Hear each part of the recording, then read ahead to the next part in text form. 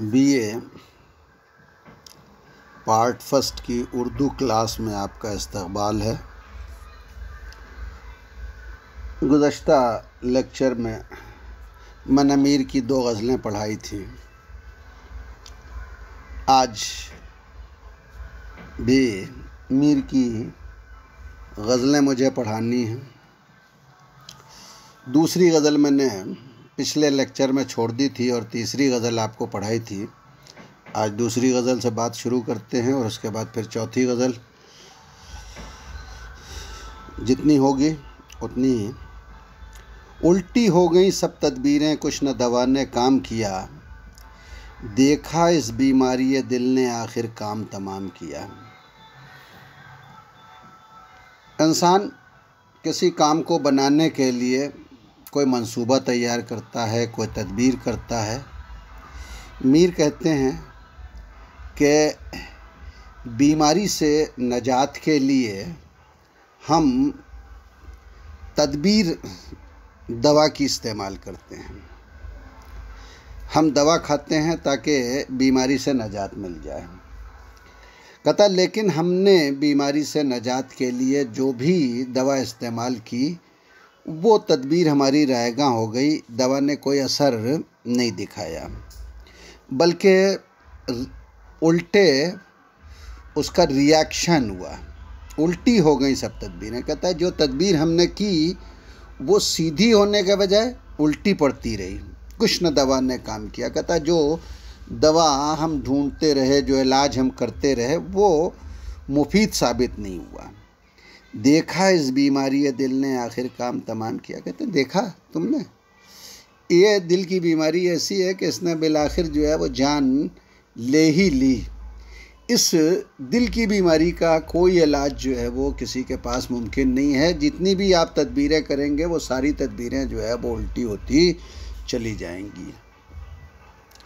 अहदे जवानी रो रो काटा, पीरी में ली आँखें मूंद, यानी रात बहुत थे जागे सुबह हुई आराम किया। उन्होंने जवानी को रात से और पीरी को सुबह से जो है वो मुनासिबत देने की कोशिश की है। कहते हैं अहदे जवानी रो रो काटा। कहते हैं जवानी में तो हम रोते रहे और रो रो के जवानी गुजार दी।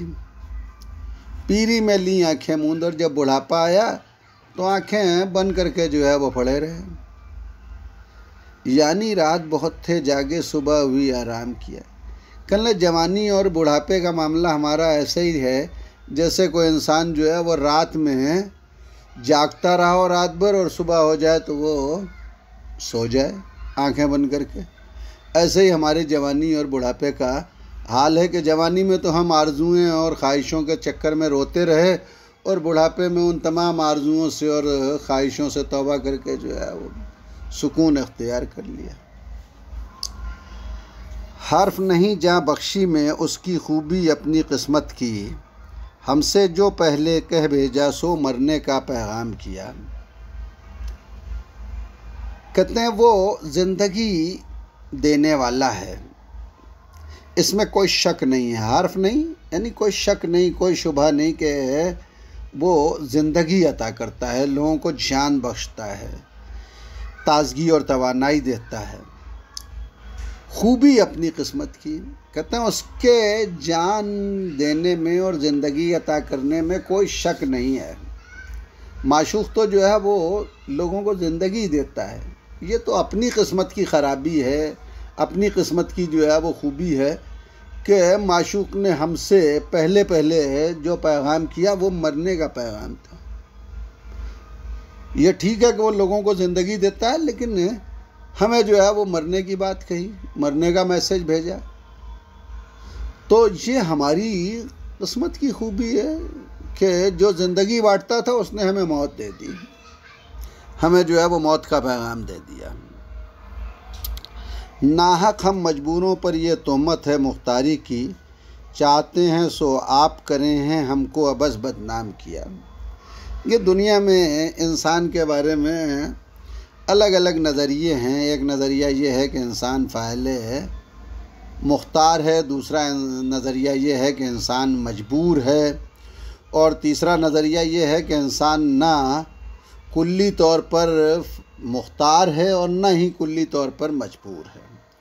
और यही नज़रिया जो है वो हकीकत से काफ़ी हद तक करीब भी है। हज़रत अली से किसी ने पूछा था कि इंसान मजबूर है या मुख्तार, तो आपने साइल को जवाब दिया कि तुम अपना एक पैर उठा लो। उसने वो पैर उठा लिया।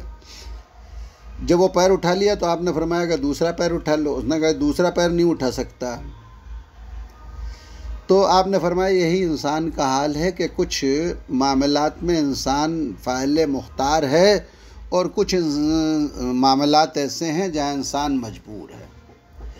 मीर आशिक को मजबूर महज मानते हैं और माशूक को जो है वो मुख्तार महज मानते हैं।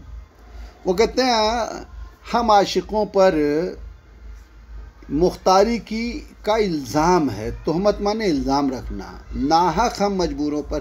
कहते हैं ये जो है वो दुरुस्त नहीं है, ये हक़ नहीं है, ये बिल्कुल गलत है कि हम मजबूरों को जो है वो मुख्तार कहा जा रहा है और हम पर जो है वो मुख्तारी का इल्ज़ाम आयद किया जा रहा है। चाहते हैं सो आप करें हैं, हमको बस बदनाम किया। कहते हैं जो चाहते हैं वो आप करते रहते हैं और बदनाम खामखा हमको, हम आशिकों को करते हैं। यानी सारे मामलात जो है वो जो कुछ दुनिया में हो रहे हैं वो सब माशूक के चश्मो अबरू के इशारे पर हो रहे हैं और कहते हैं बदनाम आशिक हो रहा है।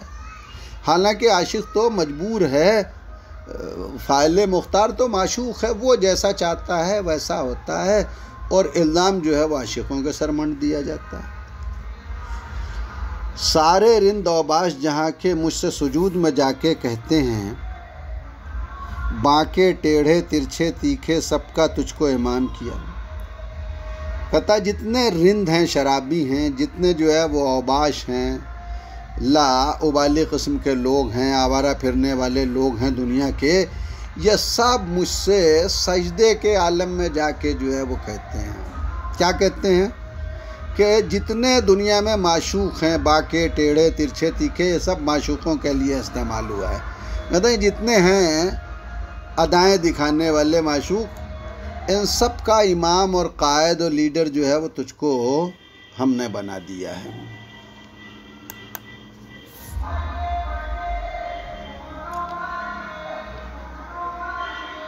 किसका काबा, कैसा किबला, कौन हरम है, क्या हिराम, उस कूचे के बाशिंदों ने सबको यहीं से सलाम किया।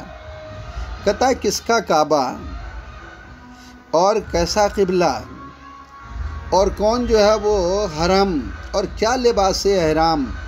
हरम खाने काबा की के गिरदोपेश की वो जगह जहाँ इंसान तवाफ़ करने के लिए आता है। तो ये कह रहा है शायर के कैसा काबा और कैसा किबला और क्या हरम और क्या एहराम।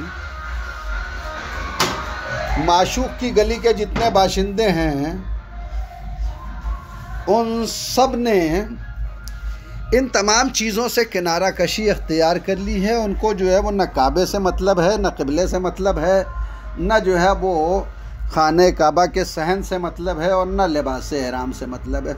उन्होंने सबको यहीं से सलाम कर लिया है, सबसे किनारा कशी अख्तियार कर ली है।